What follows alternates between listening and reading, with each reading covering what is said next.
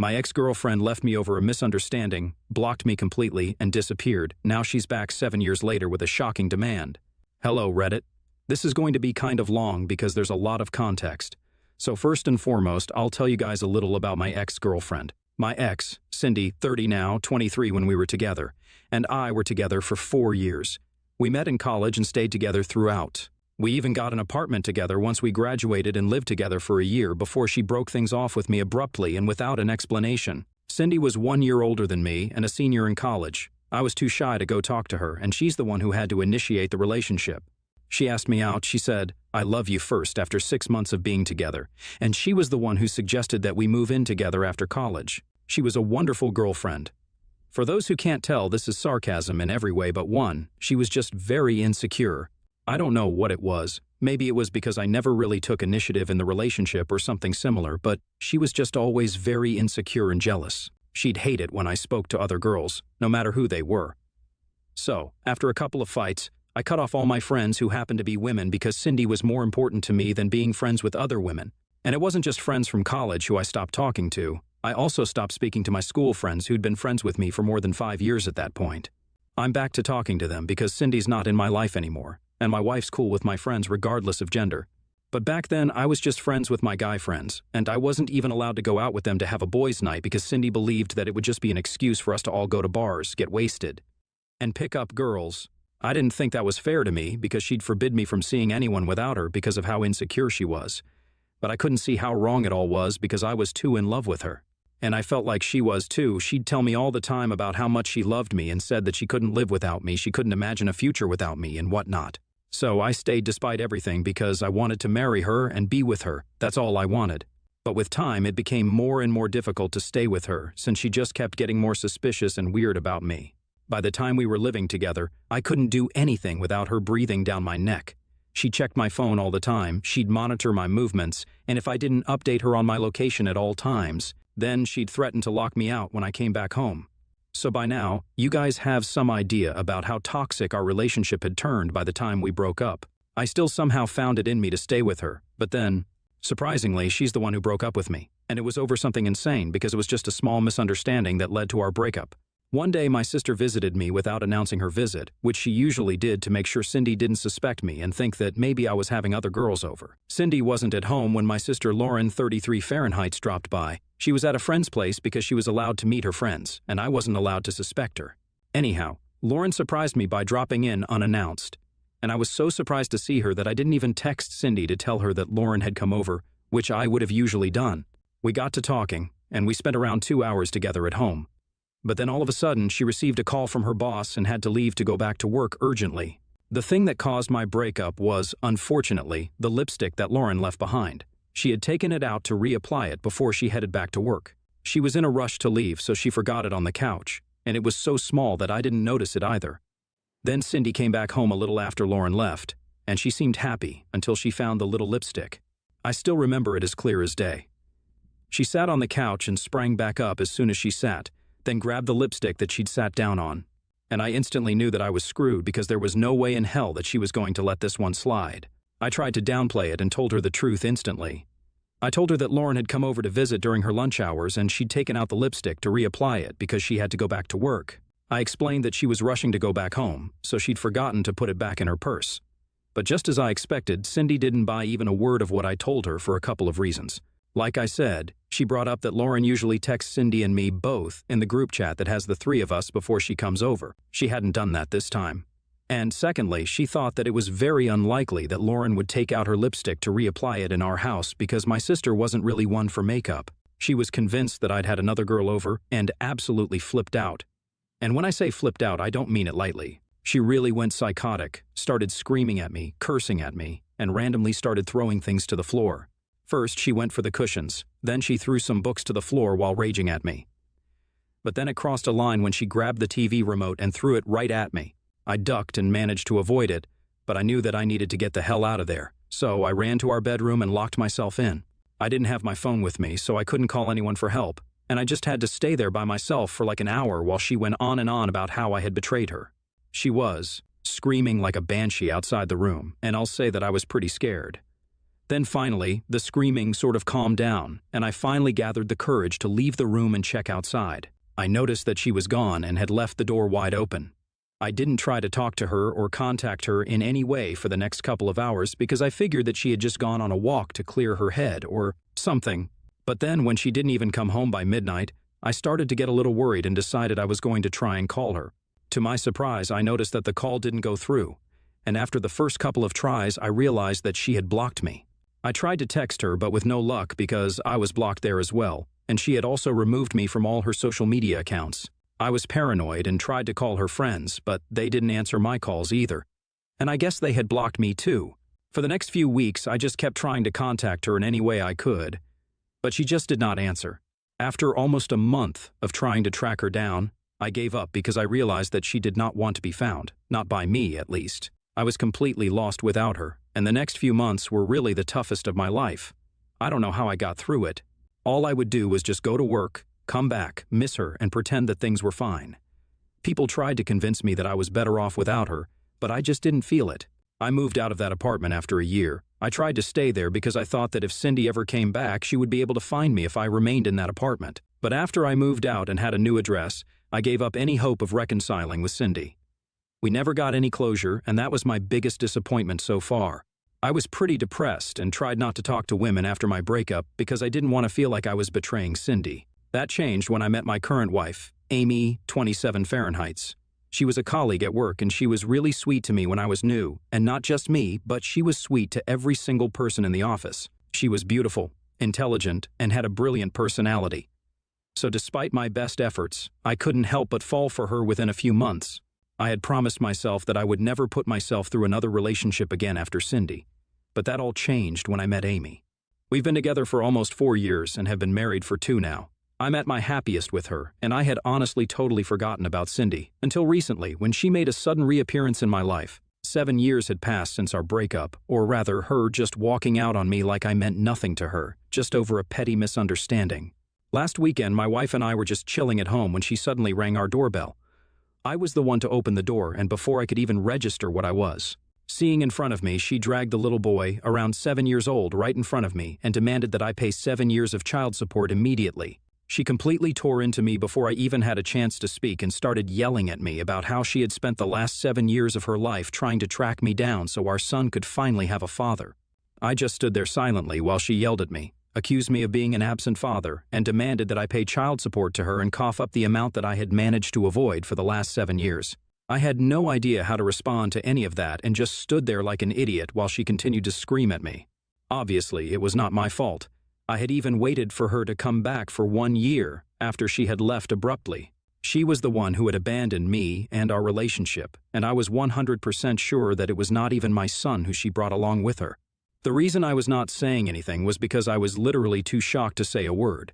Noticing that I had been gone for a couple of minutes, Amy decided to come out and check what was going on. And that's when the situation turned around because as soon as she saw my wife, Cindy's face lost all color, and it appeared that she knew she was screwed. At the time, I was not aware of what was happening, but all I knew was that Cindy was not okay when she saw my wife, and even Amy seemed really surprised to see Cindy there. Before I could say anything, Amy and Cindy started arguing, and I couldn't make out what they were yelling at each other about. But I knew that things were bad, and they already knew each other from before. They were at each other's throats, verbally attacking each other and calling each other every derogatory name in the book. And I stood there like a silent spectator along with the other little boy, trying to figure out what was going on. Then finally, Amy brought out the big guns and said that if Cindy didn't leave, then she was going to call the cops, and that would not be good for her. Cindy did not look happy about it, but ultimately she left after shooting us both dirty looks and cursing us out some more. When she heard that Amy threatened to call the cops again, and I'm not even kidding, Cindy literally made a run for it. She grabbed her son as soon as Amy mentioned the cops and got out of there as quickly as she could. I had no idea what just happened, but I figured that Amy would tell me everything after Cindy left. Now, this is where things took a really weird turn because as soon as Cindy left, Amy turned towards me and started screaming at me, saying things like, "How could you do this to me? And I can't believe you hid this from me." I still didn't say anything and just stood there looking at her really confused because that's how I felt. I was really confused. And the things she was accusing me of also did not make any sense to me. She was acting as if I had hidden my relationship with Cindy from her on purpose or something, but I had not done that. I'd always been very open with Amy and told her everything about my ex, so I did not understand why she was reacting the way she was. The only thing that I hadn't done was show her a picture of Cindy ever. But that wasn't on purpose. It was mostly because I had lost my phone before I moved into my new house, and it had all my pictures with Cindy on it. So when I lost that, I lost a lot of pictures that I had with her. I had also deleted most of my pictures with her off my social media because it was a very painful reminder of what our relationship used to be and how she had just disappeared without an explanation. So to sum it up, I deleted my pictures with her on my social media, and then I lost my phone. So I lost all the pictures that I had with her because I hadn't backed them up anywhere else either. I never tried to get them back because I just thought that it was a good thing that I didn't have any pictures with her anymore, since it just meant one less thing that would remind me of her. Sure, we had a couple of group photos that were still up on my friends' social media accounts, but I made them take it all down because I didn't want to see myself with her anymore. I would have shown those pictures to Amy had she ever asked for it, but she didn't. And it just seemed like too much work to go digging for group photos or photos of me and Cindy to show to Amy when she didn't even seem interested in seeing the woman, so I never got around to showing Amy how Cindy looked. After that incident, Amy said that she wanted to leave and go live with her parents for a while so that she could cool down and clear her head before she came back. In spite of me begging her to stay, she still left because she said that she just did not want to be in the same room as me for a while and really needed her own space to deal with this. I didn't even know what this was because she did not give me an explanation, and it just felt like a repeat of whatever had taken place with me and Cindy. I was devastated for that entire day, and it wasn't until the next day that I finally made some calls to try and figure out what exactly was going on. I called her parents first, but they told me that I should have told them about Cindy before instead of just springing it on her like this. They fried me for a while and then disconnected the call without giving me any explanation. So then I called Amy's oldest sister, my sister-in-law, who was the only other person likely to have an explanation. I was completely lost, and she was my last hope. So when she answered my call, I wasted no time in explaining what had happened, and that's when she told me the real story of how Amy and Cindy knew each other. Apparently, Cindy and Amy were cousins. Cindy's real name was Cinia. They're not her real names. I'm just using similar examples, which was something I had never used to refer to her, which is why Amy had never made the connection. Apparently, Cindy had always been a big bully who had pretty much ruined Amy's childhood. Things had been bad between them for a while, but it all came to a head on Amy's 18th birthday. Cindy hooked up with Amy's longtime boyfriend of almost 3 years. My in-laws were pissed, and Amy's mother, Cindy's mother's sister, got into a huge fight over Cindy's behavior. Obviously, both parents took their own kid's side, and so their family stopped speaking to each other. They were completely cut off from one another. But the bullying did not end there because Cindy decided that she was going to take revenge on her cousin by spreading nasty rumors about her online. It got to a point where their parents had to get involved all over again, and this time Cindy finally decided that she was going to leave Amy alone, but only because her parents had told her to cut it out. That was the last time the two cousins spoke to each other, and finally they met about a couple of days ago because of me. After the phone call with my sister-in-law, I finally figured out why Amy had been so mad when she saw Cindy at our door. Apparently, the meeting with Cindy, or Cinia as Amy knew her, had brought up painful memories for both of us. I spoke to her after that phone call, and I guess my sister-in-law must have talked to her because she finally talked to me instead of just letting the phone ring. I told her that I understood where she was coming from, but it wasn't exactly my fault that we hadn't been able to find out about this common link between us. Mostly because she'd never asked or shown an interest in Cindy, and rightfully so, since it was all in the past anyway. And she was the future for me. Had she asked me about Cindy even once, then I would have instantly shown her a picture, and we wouldn't have had to wait for so long to find out about this connection between us. I tried to explain my side of the story to her rationally, but for some reason, she still thinks that I am the bad guy here, and that I should have known more about my past relationship, so she would have asked me about it as well, and then we would have been able to uncover this sooner. I just couldn't see how any of this was my fault, and I told her so as well. So she got really mad at me and stopped speaking to me after telling me that I was being stupid and self-involved. She then told me that she had a horrible history with Cindy, and she expected me to understand and respect that, to which I replied that I had a horrible past with her as well. But I didn't see Amy trying to be understanding of that. I guess that really offended her because she told me that I won the Olympics for having the worst past ever, and then she hung up. Since then, she has not been responding to any of my calls or texts, and I feel like I really screwed up here. My wife usually never loses her cool like this, so this was definitely a very touchy and sensitive subject for her. But I feel like she needs to realize that this is a sensitive thing for me as well, so it's not really fair to put the entire blame on me when I don't even understand what my fault here was exactly. I'm just glad that I haven't heard from Cindy yet, because I'm sure that if she continues to try and get involved in my life, then this mess will only get bigger. Anyway, AITA for not telling my wife enough about my toxic ex-girlfriend? Update 1. Hi guys. So first of all, thank you all for the comments that advised me on what to do here. I'm really thankful for everyone who had something to say. And for those of you who wanted to know if my wife had ever mentioned anything about the bullying before, no, she had not. She had never told me that she had been bullied relentlessly in the past, and I only found out about that part of her after the phone call with my sister-in-law. It wasn't my fault, I know, but I still took the initiative and decided to go see my wife at her parents' place. I wanted to make this relationship work, and I knew that if I wanted to be with her, then I would have to go and set things right, even if it wasn't my fault. Because it was us versus the problem, and not her versus me. Yesterday, I finally visited her after almost a week of not speaking to each other. Both my in-laws and Amy were pretty surprised to see me there, but I didn't wait for them to say anything. And as soon as the door had been opened, I went straight to Amy and gave her a big bear hug. She was taken aback, but she hugged me back, and we just held each other for a few minutes before we even said anything. This last week had been tough for both of us, and we knew we just wanted to be together. Who was right and who was wrong didn't even matter anymore. As soon as I broke away from the hug, she apologized to me and started crying immediately because apparently she had thought that she had lost me forever due to the meltdown that she had after Cindy's visit that day, and also because of the way she had been behaving after she left the house. She acknowledged that she had been totally unreasonable and irrational in dealing with the situation and just kept apologizing constantly. Her parents and I consoled her and calmed her down as she sobbed profusely.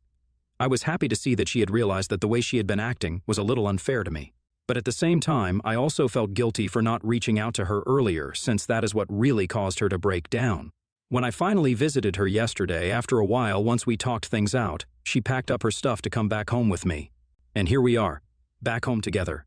I wouldn't say that things have gone back to normal, but we're working on it and trying to make sense of everything that has happened in the last week, including Cindy's visit, which we still haven't been able to get to the bottom of, but we'll find out what that was all about as well. Update 2. Hey guys. So, we finally found out what Cindy was here for. No prizes for guessing that it was for money, which she had made very clear to us as soon as she arrived by demanding that I pay child support for a kid that barely seemed or felt like my own. Amy and my sister-in-law made several phone calls to get to the bottom of what was happening with her, since their families were not on speaking terms and hadn't been for several years. And they found out that the kid was not mine, obviously, but she had been dating some guy for a couple of years. In fact, I think she had even been two-timing me for the last couple of months of our relationship. I don't have any proof for it, but it would sure make sense because she broke up with me over something really petty and then just cut me out of her life randomly like I was nothing to her. So it would add up if she had already had another guy lined up to take my place after she broke up with me. She was probably already pregnant by the time she left me, and she just needed a way out. The incident with my sister was the most convenient way for her to leave. Most people in her family were aware of her relationship with the other guy, but I was forbidden from speaking to her family unless she was with me. So I never found out about it, and never would have had she not made the terrible decision of showing up at my doorstep just to intimidate me into giving her money. As it turns out, the other guy had dumped her a couple of months ago, and since she had quit working after she had met the other guy and had her baby, she didn't really have any savings of her own and was running short on money. He'd done the same thing to her that she had done to me, just disappeared without any explanation. And now she was struggling to make ends meet. Her parents had refused to help her because they wanted to save enough to retire, and they wouldn't be able to do so if they started supporting her and her kid all of a sudden. Which is just crazy selfish, but it explains why she was so desperate. None of her family has heard from her after she ran into Amy at my house, but I'm sure that somebody will find her and either try to help her or just report her to the cops. Because from what I'm hearing, she has already been scamming a few people out of cash. Now, these are all just rumors, but they might as well be true because after what she tried to pull with me, I wouldn't really put it past her. Update 3. So, it's a late update, but Amy and I have decided to join couples counseling as well as individual therapy because I don't think we are dealing with her past as well as we thought we were. Just one appearance from Cindy had sent our lives crashing and burning. We couldn't let that happen again, so that's why we made the decision that we made. As for Cindy, we heard from a couple of relatives that she was now living with another guy whom she had met online just a few days ago. But he was already smitten with her and had offered to let her move in. Her parents were inconsolable because of how she had been acting, and even more so as she had told them that they were not allowed to meet their grandson anymore. Not to take her side, but honestly, what were her parents even expecting? They had turned her away when she needed them, and now they expected her to just be fine with it? That's just ridiculous. They had always enabled her behavior, be it with me or with Amy. Her parents weren't pleasant people, and clearly neither was she. The apple doesn't fall too far from the tree, and she's living proof of it. Amy and I just feel bad that the poor kid has to suffer the consequences of her bad decisions.